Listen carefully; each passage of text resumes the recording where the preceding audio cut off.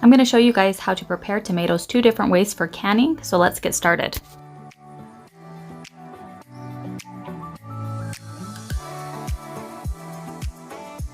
With this first method, we're going to go ahead and wash our tomatoes, and then we're going to proceed to coring and cutting out any bad parts.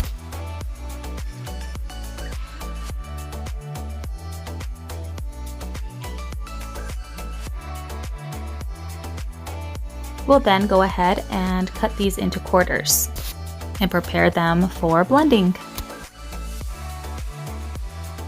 I had the privilege of having my little helpers in the kitchen to help me today. And yes, you did just watch her lick that and put it into the blender. It got pulled out.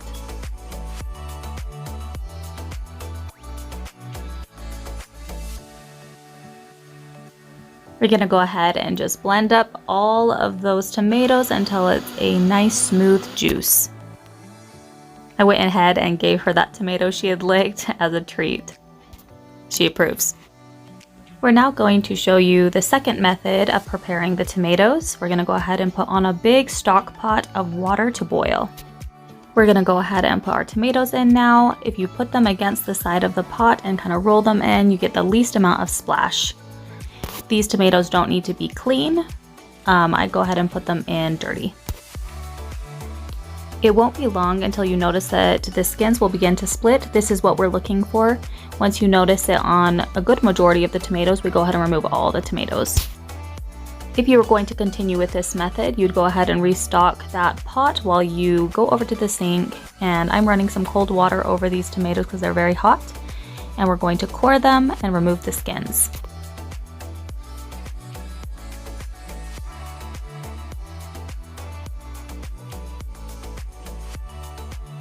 From here, we'll go ahead and put these in the blender and blend them up until they are a smooth juice. From here on out, all the steps will be the same whether you use method 1 or method 2. We will then take that juice and pour it into another pot to boil, putting this on a high heat.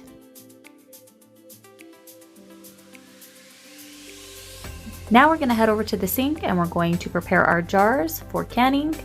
Washing them in some soapy water. I put a little bit of vinegar in that as well. We're gonna go over and stir our juice so that the foam doesn't overflow. As you continue to boil, the foam will kind of go into the juice, so there's no need to remove it. I'm going to start filling this canner with jars to heat the jars. This is not for sterilization. This is simply to heat the jars so that when we pour our juice into them, that they don't shatter. Hot liquid means we should have hot jars. The juice is ready now, and so we've removed it. These jars are now hot. I'm gonna go ahead and start moving them over to the counter so that we can fill them with juice. I am now adding about 1 teaspoon of salt to each jar and about 1 tablespoon of lemon juice to each jar. This is to ensure that the acidity is just right for canning. It also keeps the color really bright and vibrant.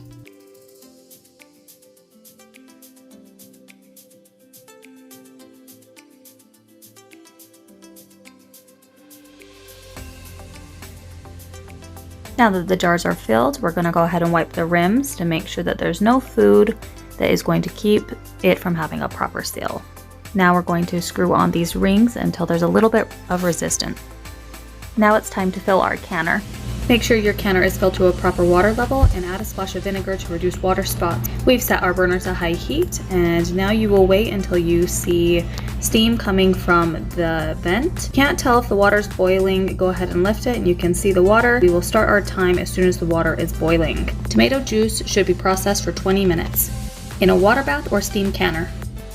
That's all there is to it. 2 different ways you can prepare tomatoes for canning. I hope you guys enjoyed. We'll see you guys next time. Bye.